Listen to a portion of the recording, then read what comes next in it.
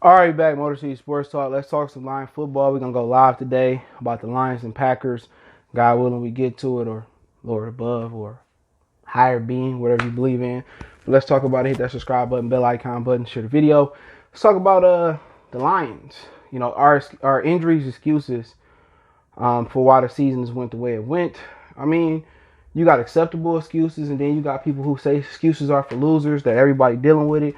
And yesterday, the National Football League, you had a lot of players that went down. I mean, Jimmy went down. Jimmy Garoppolo went down with a knee injury. Raheem Morstead went down with a knee injury. Lucky that's playing the Jets. Joey Bosa out with a blown out ACL. Saquon Barkley ACL. Christian McCaffrey ankle. He gonna miss multiple weeks. So you had a lot of guys go down yesterday. So you know, at least most of our injuries, they ain't major. Other than the fullback, they ain't major injuries. But I think injuries are an excuse. I'm a firm believer in, when, an excuse is valid. But then again, coaching also plays a role into it. And, the excuse, was if Coleman and Trufant don't go out, they win the Bears game. Now, if Coleman and Trufant play in the Packers game and Nick Williams play, is it any different? I think it is, because Okudah, they had him going playing in the slot. And that is a hard test to do in the National Football League, is following or just cover the slot guy. And it's they say it's a two-way go. I say it's a three-way go. You can go left, you can go right, you can go up. You know what I'm saying? Or straight down.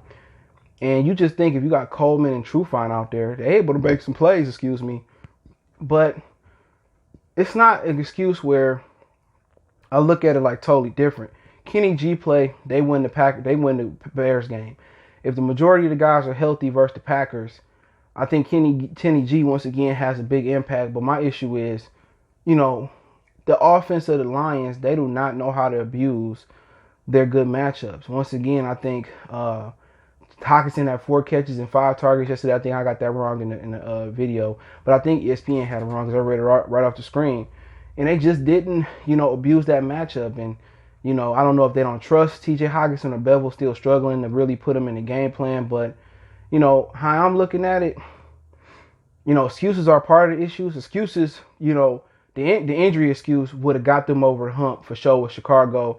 And if they were healthy going into week 2, I think they would beat Green Bay. I think they would have beat them, all right? But then again, or they would have been competitive. Let me say that. But then again, the coaching has been so horrible. When one guy go down like Kenny Galladay, then you got to be expecting you to abuse your next matchup. And your next matchup, and Mason is seeing something on the floor. I got to grab him. I ain't got time to be knocking over my tripod. And, all right, hold on. We a little bit discombobulated here.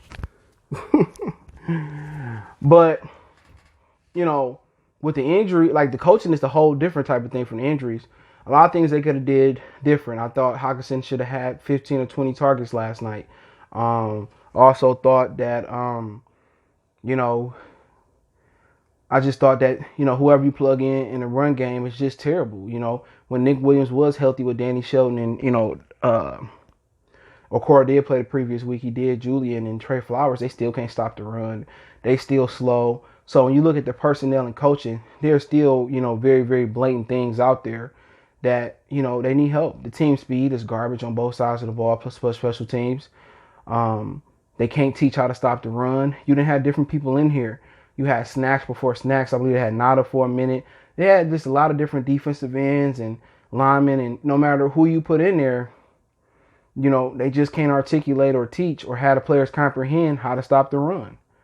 The linebackers again, they not that good. They thought, they picked Giovanni Tabai. They chose to keep Jarrad Davis. They picked Jamie Collins, which is he's pretty good. Christian Jones, I just don't see it. And, personnel and coaching, would have allowed them to win the Bear game over injuries, and it also would allow them to be competitive with the Packers. And they just can't coach. And I do think Matt Patricia might be the worst coach in Lions history. Right now, the record is indicating that. But like I continue to say, The injuries are a valid excuse because the talent that they had out there was able to overcome the bad coaching. But the coaching and the personnel, continues to be the big issue. And they just can't coach. And they just got a different grading scale for a lot of the players that they get. They think they look sexy, when they put them out there. Then when they actually get out there, they trash. So, the injuries are a valid excuse, but the coaching and the personnel issues. Because when you're injured, Bob Quinn been a GM for how long? The lack of depth is really hurting the Detroit Lions. So the lack of depth is hurting the Lions. That's because of Bob Quinn. Every year he goes into the season, he doesn't put any stock into getting multiple defensive linemen and basically building a strong line. It looked like Julian Okoye was a healthy scratch Sunday. That didn't look good. You know what I'm saying? So personnel decisions is really bad for the Lions, And then when you put they can't coach, I just think the coaching and the personnel, they would have been competitive versus Green Bay. With the injuries, the coaching would have been better with better personnel. They still would have got the victories. Even though injuries are a valid excuse. I'm not going to say that they not. But the coaching and the personnel is the biggest blam, the biggest mistake. It's the biggest deficiency. It's the biggest hole. It's the biggest weakness. When your biggest weakness is personnel and in coaching, the best coach has been special teams, bar none. You know what I'm saying? That's the only guy I would retain because offensive coordinator seem like he don't know how to make adjustments.